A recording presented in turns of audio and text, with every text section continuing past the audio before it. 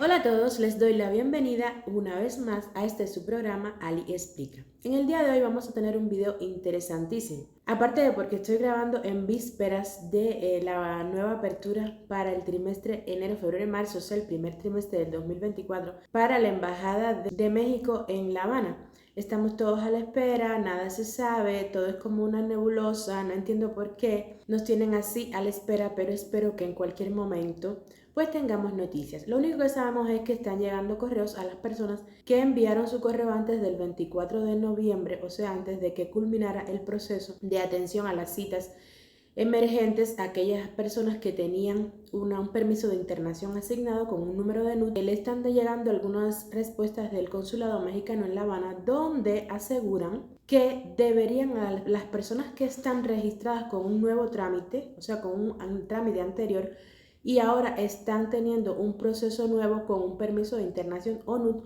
pues deberían esperar 6 meses a que llegue la cita que está en espera aún para luego registrar el trámite.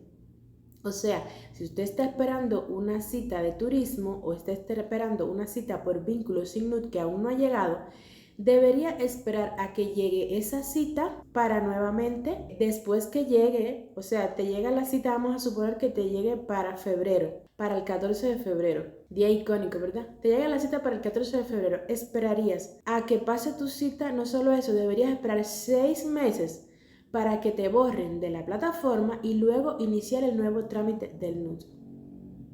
Desesperante. Ustedes saben cuántas cosas pasan en 6 meses. De hecho, la mayoría de las personas que están esperando su trámite fue porque en ese momento registraron un trámite que le acomodaba, que le urgía en ese momento, pero pasados 6 meses, 7 meses, que ya no llega el trámite, pues la situación evidentemente cambió.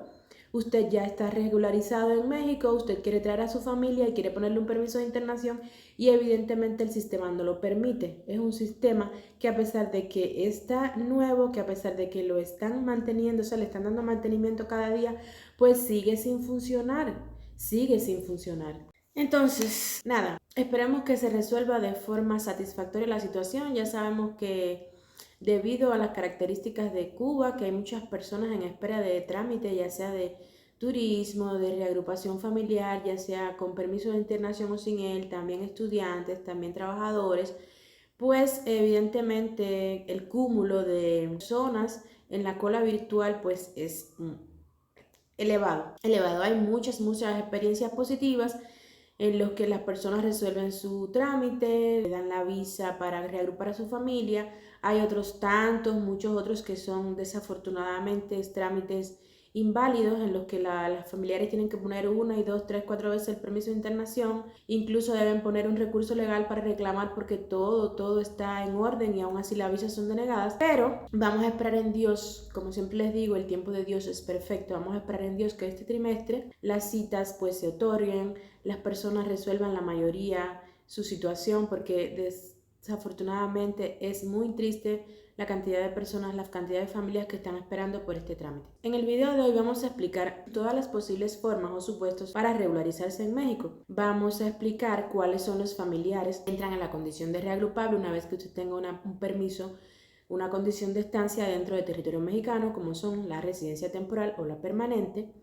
Vamos a explicar cómo usted puede reagrupar a su familia, o sea, los pasos para pedirle el permiso de internación ante el Instituto Nacional de Migración, cómo hacer los trámites, qué papeles debe llevar, o sea, qué documentos debe tener para que pueda ocupar el trámite. Lo primero que vamos a hacer es escuchar una pequeña parte de la entrevista realizada ya hace un buen tiempo al licenciado en Derecho Suel Michel Rondón en nuestro despacho de abogados en Sófocles 150.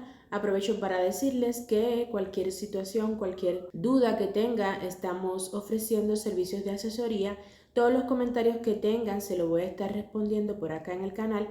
También les voy a dejar la comunidad de Facebook para que puedan poner todos los comentarios que tengan y así los iremos evacuando las dudas tanto en los comentarios como en próximos videos.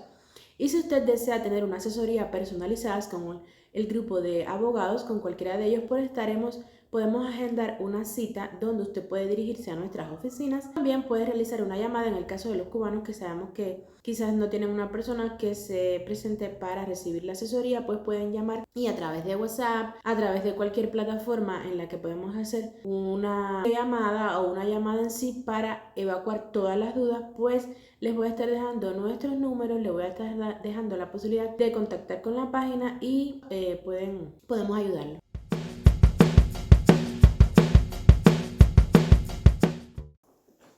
Bueno, la residencia temporal y la residencia permanente en México son condiciones de estancia que están establecidas en la ley de migración y en su reglamento.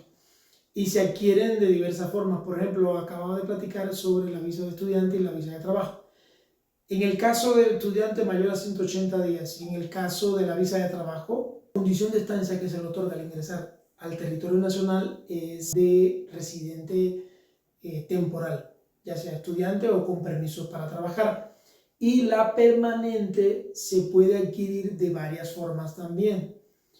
Bueno, hay una visa de residente temporal que se adquiere por vínculo familiar, ¿no? Cuando se solicita la unidad familiar por un extranjero con la condición de residente temporal en el territorio nacional. Y la permanente tiene también diversas formas. Por ejemplo, si se solicita la visa por unidad familiar por un residente permanente, sus familiares en el extranjero que ingresan a México entran en la condición de residente permanente. También se adquiere la residencia permanente en México por refugio. Cuando la persona solicita refugio o asilo político en México y este proceso finalmente es aprobado, también se le otorga la condición de residente permanente. Y también se otorga la condición de residente permanente cuando la persona ya haya tenido con anterioridad una condición de residente temporal y la adquiere por tiempo. Normalmente son 4 años. Se puede adquirir a los 2 años cuando la residencia temporal se adquiere por vínculo familiar con residente permanente o mexicano. Ahora, me preguntan sobre las diferencias. O sea, sí, que puede hacer una persona que tenga residencia temporal o permanente. Bueno, mira, así o a muy general, diciéndolo de manera como muy abarcadora, la gran diferencia está en el tiempo. Obviamente que la residencia temporal es temporal, se otorga por una temporalidad, puede ser por 1, por 2, por 3 o por 4 años, y la permanente es permanente, es decir, no vence nunca. A menos, ambos documentos migratorios o ambas condiciones se pueden perder siempre y cuando se tipifiquen aquellas causales que están en la ley prevista para la pérdida de la residencia. Pero básicamente la gran diferencia es el tiempo, y es bastante porque la seguridad jurídica que da un documento de residencia permanente es mucho mayor en cuanto a que no requiere renovación, ¿no? Ambos casos tienen prácticamente los mismos derechos. Ahorita te platicaba sobre la ventaja, bueno, una residencia temporal y permanente te permite residir en México, es lo primero, ¿no? Te permite trabajar en ambos casos, no requerirías, por ejemplo, una diferencia está en que la residencia permanente no requiere tramitar un permiso para trabajar, ya lo trae per se, si la propia condición te autoriza a trabajar. Y en cambio la residencia temporal tendrías que, si no entras por una oferta de empleo, tendrías que tú tramitar un permiso para trabajar ante el Instituto Nacional de Migración. Pero en ambos casos tú puedes adquirir bienes en México. Estoy hablando de bienes inmuebles, propiedades, obviamente con las limitaciones que establece la ley para la adquisición de bienes para extranjeros.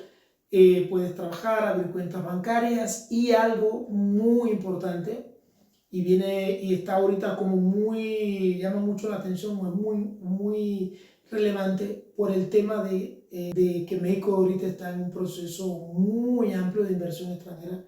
No sé si has escuchado hablar del nearshoring, que es un fenómeno, bueno, que en inglés, traducido al español, sería básicamente como la relocalización de las inversiones extranjeras a México, sobre todo por la estabilidad política que tiene el país, la seguridad jurídica y su cercanía a los Estados Unidos, y también motivado por el conflicto geopolítico, ¿no?, que hay a nivel mundial entre las grandes potencias, sobre todo entre Estados Unidos, entre China y los Estados Unidos, y entre Rusia y Europa, en ese caso, ¿no? Entonces, por ejemplo, la residencia temporal y permanente da la posibilidad de ser socio y constituir empresas en México. Como bien escucharon amigos, hay varios supuestos por los cuales usted puede regularizarse en México, ya sea a través de una visa por estudiante, de una visa por oferta de empleo y también por razones humanitarias. En el cuarto supuesto entrarían los familiares que son reagrupables. Depende por qué familiar usted dio el permiso de internación. Por ejemplo, si usted adquirió la visa para canje de residencia a través de su esposo, por ejemplo, que es residente temporal, pues evidentemente usted entrará en la condición de residente temporal. Pero si usted entró por un familiar que tiene residente permanente, pues evidentemente usted entrará en la condición de residente permanente al igual que su familiar. Si está casado, por ejemplo, con un ciudadano mexicano, muchas personas me preguntan a diario, bueno, entonces si me caso con un ciudadano mexicano, pues al momento adquiero la ciudadanía mexicana. Para nada, la ciudadanía mexicana no tiene que ver absolutamente nada con que usted se case con un ciudadano mexicano. La ciudadanía mexicana se adquiere más adelante. Por supuesto, en otro video explicaré cómo se adquiere, pero no tiene que ver. Usted se casa con un ciudadano mexicano y usted adquiere primeramente al entrar al país una residencia temporal y más adelante puede cambiar su estancia a una residencia permanente, pero al principio, o sea, usted nunca entra con la condición de ciudadanía mexicana. Muchas personas me preguntan también, cuando entramos en la condición de visa humanitaria, visa por razones humanitarias, que te dan la tarjeta de visitante por razones humanitarias, ¿puedo reagrupar a mi familia en qué tiempo? La respuesta es sí. Usted puede reagrupar su familia el mismo día que recibe la tarjeta. Si tiene todos los documentos en orden, todos los documentos que exigen el Instituto Nacional de Inmigración para emitir el permiso de internación, pues ese mismo día usted puede solicitar el permiso de internación para su familia. Ahora bien, vamos a escuchar al licenciado una vez más para escuchar cuáles son los familiares que entran en la condición de reagrupable. ¿Por qué? Quiero explicar esto porque muchas personas sacan una cita, o sea, agendan un trámite en el Consulado Mexicano en La Habana para, por ejemplo, una visa para un hijo mayor de edad o para un hermano o para un abuelo o cosas así, y entonces cuando llegan allí, después que todo, sabemos lo difícil que es presentarse una cita, toda la logística que hay que armar porque es así, en Cuba es bien difícil todo, pues que te digan que no aplicas para ese trámite que estás solicitando. Pues entonces vamos a escuchar al licenciado para ver cuáles son los familiares reagrupables en caso de que quieras ponerle el permiso de internación a algún familiar en Cuba una vez que tengas un permiso de residencia o bien temporal o permanente. Entonces, licenciado, ahorita hablábamos acerca del extranjero residente permanente o temporal en el país que podía reagrupar a su familia. En ese orden, ¿cuáles son los familiares que entran en esa condición de reagrupables? El residente temporal y residente permanente puede, vamos a decirlo, reclamar, ¿no?, a su familia que está en el exterior. Esa familia es la que acota la ley de migración y su reglamento, es decir, no es cualquier familia. Básicamente sería cónyuge, hijos menores de 18 años o que estén sujetos, o mayores, pero que estén sujetos a la patria potestad del extranjero, y ambos padres. En el caso del residente permanente también podría reclamar a los hermanos menores, pero que estuvieran sujetos a su patria potestad, que en Cuba ahorita con la modificación del Código de Familia se llama responsabilidad parental, ¿no? Término nuevo. Pero bueno, esas serían básicamente las personas que el extranjero podría reclamar mediante una solicitud de visa por unidad familiar. La unidad familiar se puede solicitar directamente ante el instituto o se puede solicitar directamente ante el Consulado Mexicano en el exterior. Yo sugeriría para el caso particular cubano, y en esto le hago mucho énfasis a mis clientes cubanos, que se haga ante el Instituto Nacional de Migración, por varias razones. Una, porque ya va usted con una autorización de visa. Y si el consulado mexicano en La Habana o en el país donde se donde se hiciera la entrevista consular, reconsiderara por cualquier motivo esa visa, esa solicitud de visa, la persona, el promovente médico, tiene la posibilidad de interponer diferentes recursos legales para obtenerla. A diferencia de que si se tramita directamente en el consulado mexicano en La Habana, ahí no cabría ulterior recurso, solamente volver a solicitar el trámite con las implicaciones de tiempo que lleva eso, sobre todo por el tema de las citas. En cambio, si se solicita en México ante el Instituto Nacional de Migración, el promovente en caso de reconsideración se puede acercar y proveer mayor información para que el instituto pueda dilucidar con mayores elementos si es procedente o no la reconsideración, y en el caso de confirmada la negativa puede interponer un recurso de revisión. Exacto. Ahí estaríamos refiriéndonos a cuando usted dice que se presente frente al consulado, por ejemplo, en este caso en La Habana, sería la que es sin el permiso del Instituto Nacional de Inmigración, la que comúnmente anterior se llamaba visa por turismo para visitar a un familiar o algo así. ¿Puede ser? Nos referimos a esa, pero no, el nombre correcto no es turismo, exacto. Es una visa por unidad, por vínculo familiar, que se la pueden otorgar incluso tanto de residente temporal como residente permanente directamente en la oficina consular. La gente, algunas personas la conocen como turismo por vínculo, pero es una visa de residente temporal o permanente por vínculo familiar solicitada ante la oficina consular. Y los candidatos a reagrupar serían los mismos. O sea, si usted tiene, por ejemplo, son los mismos. Exactamente. Si usted tiene una hermana, por ejemplo, en México, usted como hermano mayor de edad no podría solicitar ese tipo de visa. No aplica. Exactamente. Ahora bien, vamos a explicar otra parte aquí, por ejemplo, en el caso de las visas de turismo que están otorgando ahora mismo el Consulado Mexicano en La Habana, que solamente es por 6 meses. Mucha gente me pregunta, bueno, o sea, cuando se vencen los 6 meses esos, ¿puedo quedarme en México? O sea, ¿puedo aplicar el programa de documentos vencidos? Depende. O sea, usted puede pedir una visa por razones humanitarias, no importa que usted entre de forma legal, pues evidentemente cuando usted puede en un momento determinado tener una condición legal y en ese momento surgir algo por lo cual usted no puede regresar a su país. Miedo creíble, miedo a que sea cuestionada su posición política, miedo a ser dañado físicamente o también de forma psicológica. Entonces, evidentemente, no importa que usted haya entrado de forma regular con una visa de turismo, porque las situaciones, como expliqué anteriormente, en 6 meses suceden muchísimas cosas. Hay personas que también me preguntan, o sea, ¿puedo regularizarme a través de una oferta de empleo sin salir de México? Y la respuesta es no. Usted entra por una condición de turismo y usted, para presentar un trámite de visa por oferta de empleo, debe regresarse a Cuba y presentar el trámite desde allá. O sea, tiene la carta de aquí, su empleador solicita su permiso de internación ante el Instituto Nacional de Migración y con ese permiso de internación usted solicita la cita en la Embajada de México en La Habana, se presenta su trámite y entonces, a pesar de que usted ya tiene una condición de turista, es entendible que puede haber conocido a su empleador en ese tiempo en que tuvo turismo y entonces, pues, si todo está en orden, es emitida la visa. También puede presentarla evidentemente en un país de libre visado. Pero la respuesta de que, por ejemplo, ya usted por tener una oferta de trabajo en la Ciudad de México y se encuentra en ese momento en Ciudad de México, como que la visa de turismo no es canjeable en ese mismo momento o dentro del territorio a residencia temporal o a visa de trabajo. El procedimiento es así: regresarse a su país y presentar el trámite de visa por oferta de empleo, que todos sabemos que le dan una visa que es canjeable al llegar a territorio mexicano por una residencia en primera instancia temporal por 1 año, pero prorrogable a unos 4 años. Ahora bien, ya han conocido todos los supuestos cómo usted emite un permiso de internación, o sea, cómo usted se presenta ante el Instituto Nacional de Migración y dice, mira, si yo quiero reagrupar a mi familia. Lo primero es que voy a explicar desde la ciudad donde estoy, que es Ciudad de México.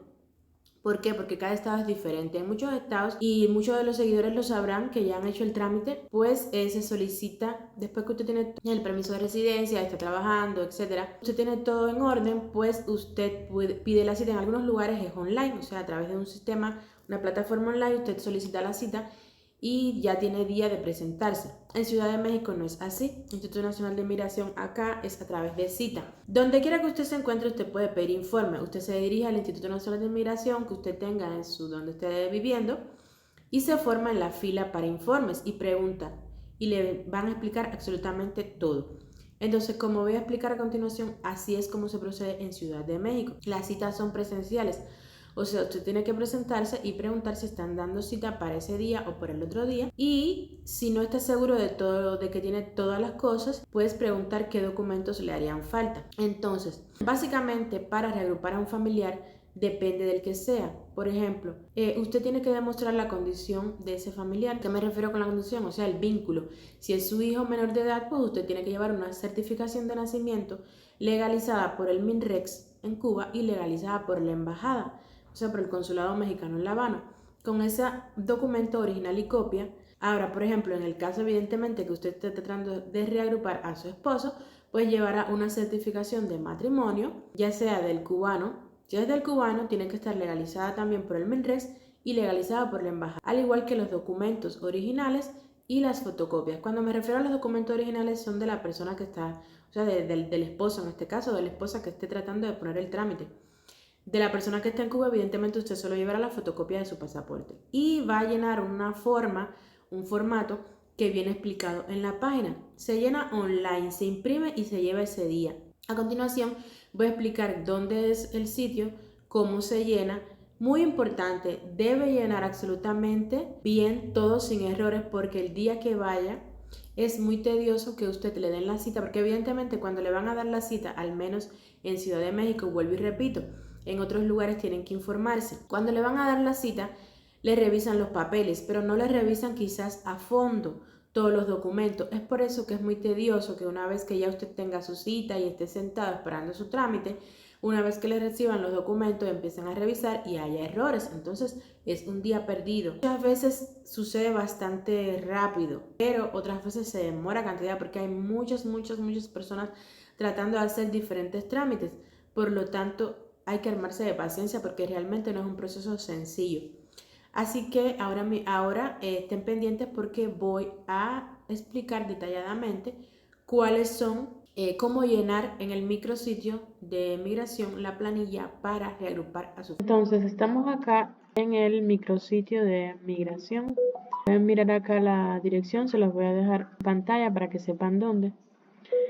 Acá vamos a ver cómo llenar el formato migratorio, que es uno de los requisitos para el trámite de reagrupación familiar. Estamos acá en trámites migratorios, evidentemente van a ver todos los formatos de unidad familiar, pero si se dan cuenta, está la autorización de la visa por oferta de empleo, está la autorización de la visa por unidad familiar, que es la que vamos a explicar hoy, la autorización de visa por razones humanitarias. Pueden entrar y checar absolutamente todos los requisitos para cada una de ellas, pero si se fijan también hay formas para notificación de cambio de domicilio, de cambio de lugar de trabajo, de cambio de estado civil, de notificación de cambio de nombre, de nacionalidad, etc. Aquí van a tener absolutamente todos los formatos disponibles que tienen que llenar para cada uno de los trámites que vayan a realizar. En este caso le vamos a dar a la visa a visas, autorización de visa por unidad familiar. Cuando le damos acá no solo vamos a tener la solicitud,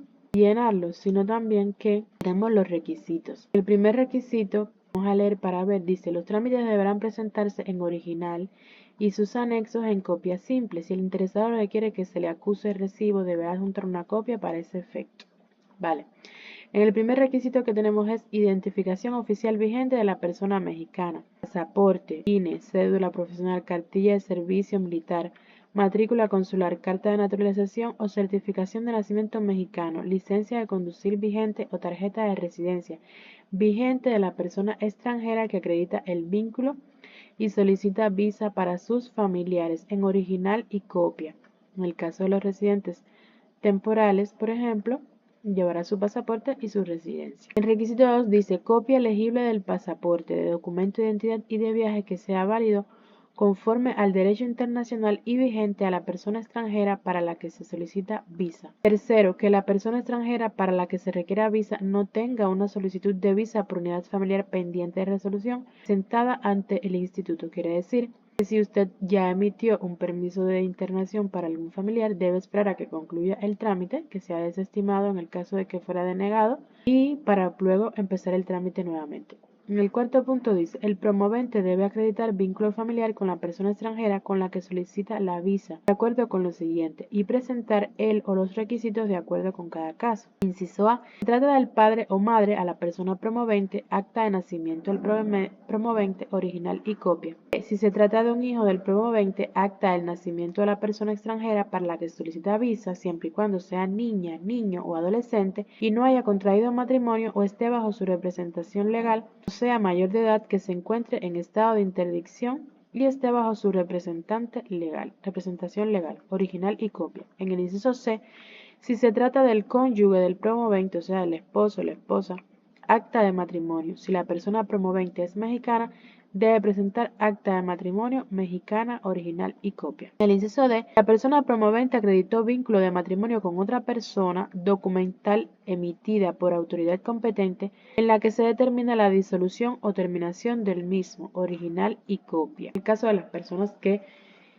tenían un matrimonio anterior oficial ante el Instituto Nacional de Inmigración, pues evidentemente usted debe presentar primeramente la disolución de ese primer matrimonio para poder emitir alguna visa por unidad familiar para otra persona que se haya casado. Eso es que se exige a todos los extranjeros viviendo en el territorio mexicano que actualicen su situación, si se casó, si se trasladó de domicilio, si se trasladó de trabajo. Todas esas cosas deberían ser informadas en un plazo no mayor a 30 días ante el Instituto Nacional de Inmigración.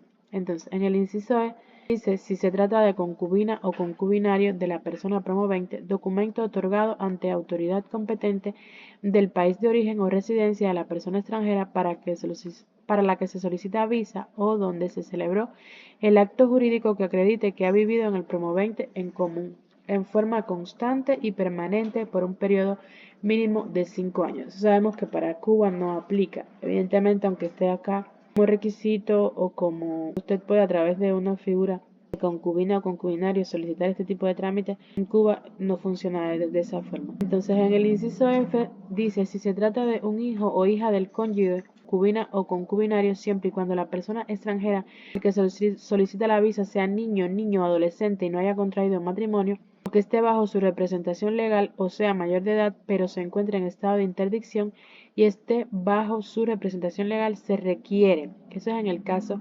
Muchas personas me preguntan, por ejemplo, me casé con un mexicano o me casé con un residente mexicano, pero tengo un hijo que no es de la persona. ¿Puedo reagruparlo?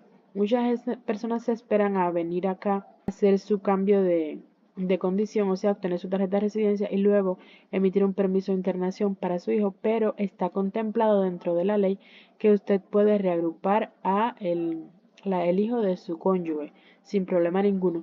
Ahora bien, aquí se ponen los requisitos que debería tener. Dice: acta de nacimiento de la persona para la que se solicita la visa original y copia, que el padre o madre de la persona extranjera para la que se solicita la visa acredite vínculo con la persona promovente con base en los incisos C y D. Eso quiere decir que presente su certificado de matrimonio original y copia, supuesto legalizado en el MINREX en el caso de Cuba y también en la embajada, pasaporte o documento de identidad y viaje que sea válido conforme al derecho internacional y vigente del cónyuge, concubina, concubinario o figura equivalente de la persona promovente, documento emitido por la autoridad competente en el que el otro padre o madre del menor consienta la salida de su hijo para residir en México. En este caso, estamos hablando del poder que debe estar legalizado también por el MINREX y por la embajada. Ahora bien, en el inciso se puede leer: si se trata de niño, niña o adolescente cuya tutela o curatela se encuentre a cargo de la persona promovente, documento emitido por autoridad competente, original y copia. Eso es en el caso que el menor de edad se encuentre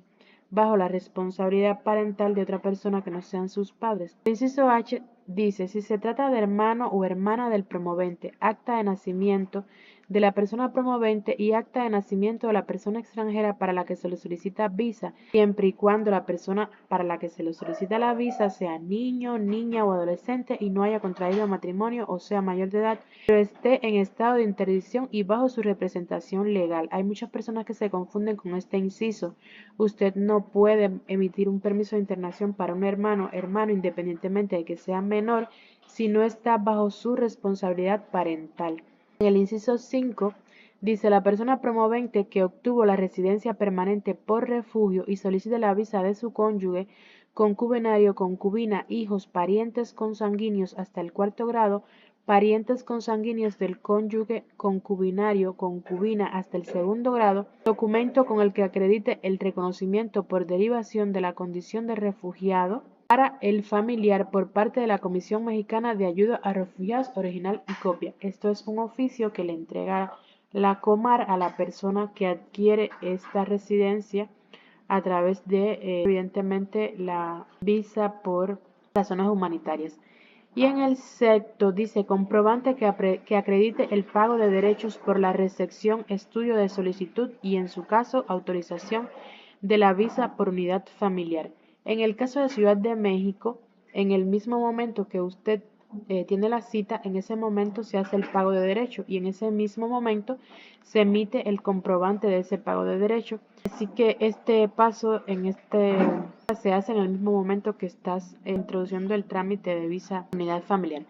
Ahora se puede leer acá un acápite que dice importante. Dice, en el caso de contar con una solicitud de visa por unidad familiar pendiente de resolución, la persona promovente deberá solicitar el desistimiento de la misma. La persona extranjera deberá contactar a algún consulado de México y programar una cita para la entrevista consular correspondiente dentro de un término de 30 días hábiles contados a partir del siguiente día de haberse notificado lo correspondiente dentro de un término de 30. La persona extranjera deberá contactar a algún consulado de México y programar una cita para la entrevista consular correspondiente dentro de un término de 30 días hábiles contados a partir del día siguiente de haberse notificado la persona promovente del oficio de autorización emitido por el Instituto Nacional de Migración. Acá voy a explicar una parte. Principalmente en Ciudad de México, cuando vas te preguntan, tienes dos opciones, tienes la opción de esperar el oficio por correo, es que te llegue, puedes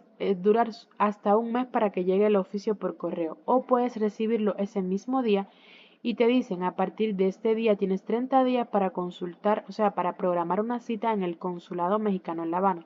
En realidad esto no es cierto. Deben pedir el oficio el mismo día, porque cuando llega por correo hay muchas veces que se demora hasta un mes y hasta ese mes usted no puede programar una cita en la plataforma de Citas Cuba porque no está informado a la Secretaría de Relaciones Exteriores.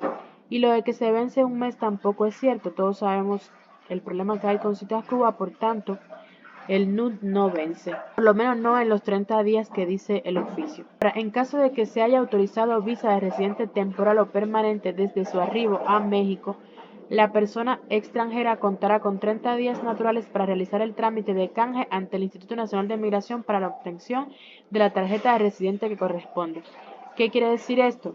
Que una vez que usted se presenta a la entrevista en el Consulado Mexicano en La Habana, obtenga su visa, no necesariamente tiene que viajar al momento, tiene un margen, un periodo de tiempo de 6 meses para luego, antes de que se cumplan esos 6 meses, pues ingresar a territorio mexicano. Ahora, una vez que usted entra a territorio mexicano, tiene 30 días naturales, o sea, un mes, para realizar el trámite de canje ante el Instituto Nacional de Migración para la obtención de la tarjeta de residente que corresponda. Ahora bien, la otra parte dice, los documentos públicos extranjeros, con excepción del pasaporte, documento de identidad y viaje, deberán de estar apostillados o legalizados y en su caso acompañados de la traducción al español si están redactados en otros idiomas. En el caso de Cuba no tenemos ese problema. Si abrimos acá en el pago de derecho, estamos emitiendo el permiso de internación, tiene un costo de 219 mexicanos por el estudio y la recepción de la solicitud, en este caso que es la visa por unidad familiar. Dice, la hoja de ayuda se deberá llenar atendiendo las siguientes especificaciones: corroborar que corresponda con el tipo de trámite solicitado, registrar exactamente los nombres y apellidos completos de las personas que se está identificando, tanto de la persona promovente como de la persona que se está tratando de reagrupar, sin importar la cantidad de nombres y apellidos. En caso de menores de edad, se deberá registrar el pago con los nombres y apellidos de los menores. Se sugiere revisar exhaustivamente los recibos de pago que emitan las instituciones bancarias a fin de que no medie error en los datos de identificación de la persona. Vuelvo y repito, en Ciudad de México eso no funciona así, o sea, el pago de derechos se hace exactamente el mismo día que usted está presentando el trámite, por tanto, ahí mismo queda emitido el comprobante de pago. Se puede pagar en efectivo o se puede pagar también con tarjeta de débito. Ahora bien, vamos a revisar cómo llenar la solicitud de forma correcta para que no haya ningún error. Cuando le damos acá en la solicitud, se nos despliega, se nos abre otra ventana. El primer opción que nos aparece es propósito de viaje. Si desplegamos ahí, nos aparecen tres opciones: unidad familiar, oferta de empleo y razones humanitarias. Vamos a escoger unidad familiar. Acá dice datos del extranjero conforme a pasaporte o documento de identidad. Como bien dice conforme a pasaporte. Por lo tanto, acá vamos a poner exactamente como aparece en el pasaporte. Si nos fijamos en el pasaporte, siempre aparecen los nombres con mayúscula. Vamos a poner, si tenemos dos nombres, vamos a poner los nombres. Si se fijan en la parte de arriba, donde aparecen los asteriscos, son los campos que son obligatorios. Lo puede poner con tilde si es como mismo aparece en el pasaporte.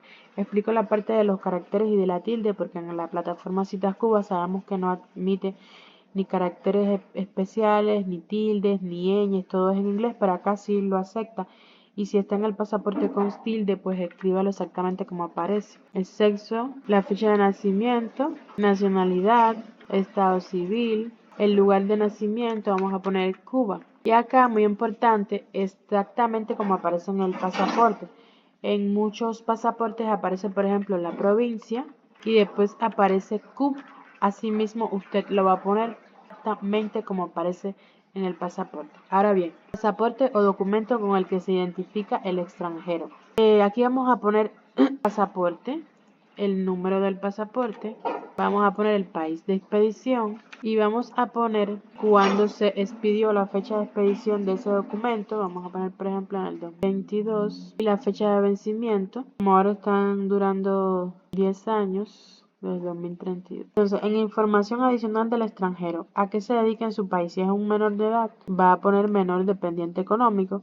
Si es, por ejemplo, estudiante universitario o de pre, si es trabajador, si es jubilado, ahí están todas las opciones. Si es desempleado. Si es expulsado de México, no. Tiene antecedentes penales en México, no. Era la visa con la que cuenta el extranjero. Si tuviera alguna visa, pues ahí se pone el país, el número y el día de la fecha de vencimiento de dicha visa. Y aquí con este botón puede seguir agregando en caso de que tenga más de uno. Los datos del solicitante que tiene el vínculo familiar con el extranjero. Aquí va a poner, o sea, la persona que está en México, que es la que está emitiendo el permiso de internación para el familiar, pues aquí van los datos de la persona. Ya aquí no te deja elegir nada porque una vez que pones unidad familiar arriba, pues ya sabe que es una persona física. Aquí vamos a poner todos los datos. Hay muchos datos que no son obligatorios, como en el caso del CURP y el caso del RFC. Pero si tienen todos los datos a la mano, pues pónganlo todo porque estaría mucho más completa la solicitud. Entonces, en el nombre, evidentemente nombre, apellido, nacionalidad. En el tipo de documento pondremos en el cual nos vamos a presentar ese día de la cita en el Instituto Nacional de Migración. Normalmente siempre se pone la forma migratoria con fotografía, que es la residencia. Aquí pondremos el número del documento. En este número es el número que aparece en la parte de detrás del documento. Como les decía, lo más sensato es poner todos los datos que nos piden independientemente de que sean obligatorios o no.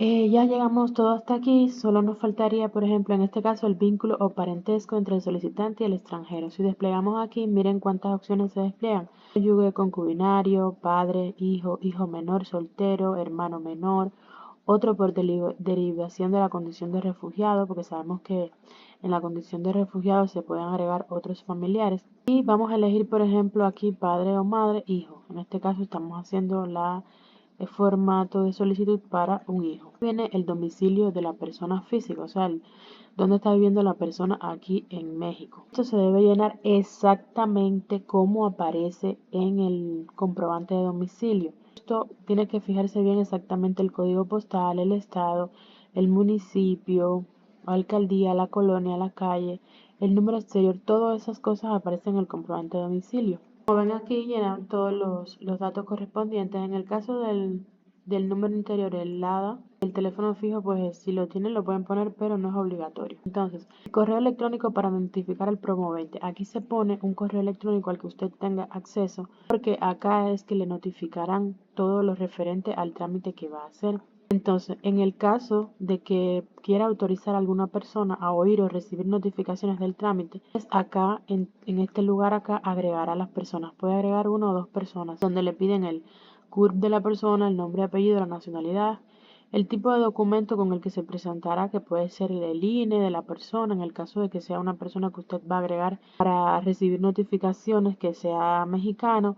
También puede ser el pasaporte o todos los documentos que aparecen para seleccionar ahí. Y por supuesto, cuando seleccione el tipo de documento, pues le pondrá activar la casilla para poner el número de documento. Los comentarios, puede agregar cualquier cosa a la solicitud, pero evidentemente no es necesario.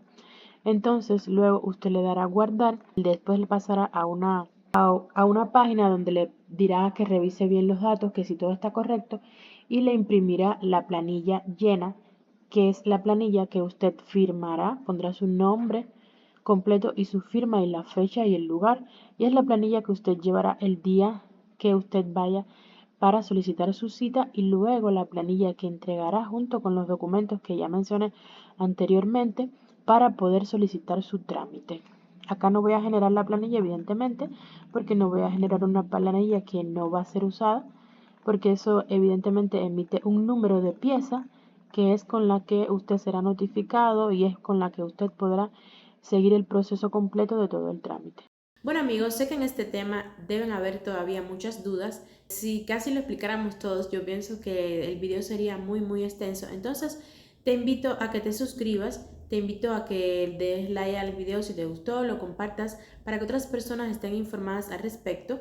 Voy a estar dejando toda en la cajita de información todas las vías posibles para comunicarse con el despacho de abogados en caso de que usted quiera agendar una asesoría personalizada de su caso. Sabemos que cada caso es diferente, pero si usted quiere tener alguna respuesta en los comentarios, también puede dejar su pregunta y los estaremos respondiendo. Les voy a dejar también la comunidad de Facebook, porque allí compartimos muchas cosas diariamente que son de bien importantes y que le ayudará en cualquier trámite que usted esté realizando. Como siempre le digo, el tiempo de Dios es perfecto.